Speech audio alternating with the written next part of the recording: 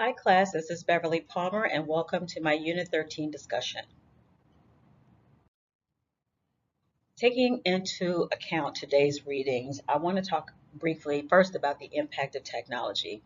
So technology impacts how we develop content and how we deliver that content to our learners.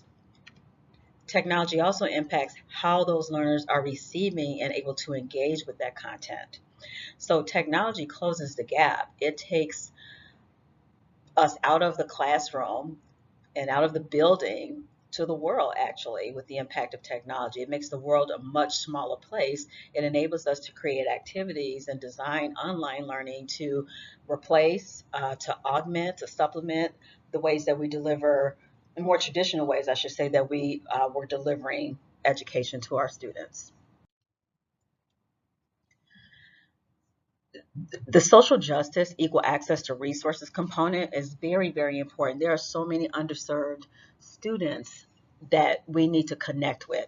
And if it doesn't matter if we are using all this great technology to design these really great courses, we're using gamification to design games that are fun and engaging that will help our students learn better. If they don't have access to it, then it's not doing anybody any good. So access to technology improves successful educational outcomes. We have to consider the environmental, socioeconomical, racial, and ethnic disparities. And so diversity and inclusion actually is very important in making sure that all students are engaged at all levels, no matter what their demographics might be. As I was doing these readings and looking at the content this week, I was reminded of Brown versus the Board of Education. So, Brown versus the Board of Education, as you know, was the Supreme Court's decision to strike down segregation in schools. So, before that, it said, okay, well, you can put black kids and white kids in different schools because we want them to be separate, but the schools are equal, and that was just not the case. They were separate, but they were most decidedly not equal. So, kids in black schools didn't have proper textbooks. They didn't have a lot of the tools and a lot of the resources that the other children have. And really, this is over 50 years ago, and we're still facing some of these challenges. But I believe that technology allows us to close the gap. It allows us to take technology into the homes of those students who might be in school districts that don't have the best schools, that don't have the best resources. So technology allows us to be able to do that. The future. So internet access is something that we all take for granted. I know I do.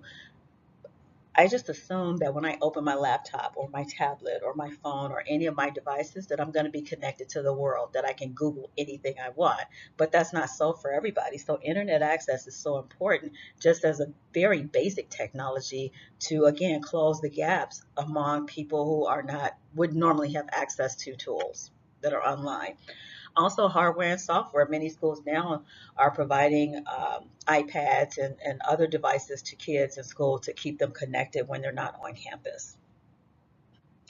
And hardware and software, especially hardware, is a great way to, again, close the gap on what kids would not normally or typically have access to and give them that access. A lot of internet service providers are providing very, very low cost or even free internet access to make sure those students are able to stay engaged and online because a lot of things that we're teaching today, even though kids are, of course, in the classroom, but particularly during the pandemic, the COVID-19 pandemic, we had to pivot and we had to do it in a hurry. And then we proved that we can do it and we can provide learning online. We can do that exclusively if we want. So certainly we can continue to improve educational outcomes for children who are in the classroom and supplement that with software, with hardware, with maybe gamification and other things of that nature. All access pass. And so the future of education, um, as noted in our readings, Harrison talked about the prospect. And it's an investment in, we'll see an investment in professional development for educators. Well, that's already here because a lot of times when we write these, read these texts and we read these articles, as soon as they're published, they're outdated. And that's a good thing because that means that technology keeps moving us forward. So people are already, just like all of us in the classroom, are investing in their professional development. That's already here. That's already here. So the impact of technology is a it's a great thing, and I know that it will continue to evolve. Thank you so much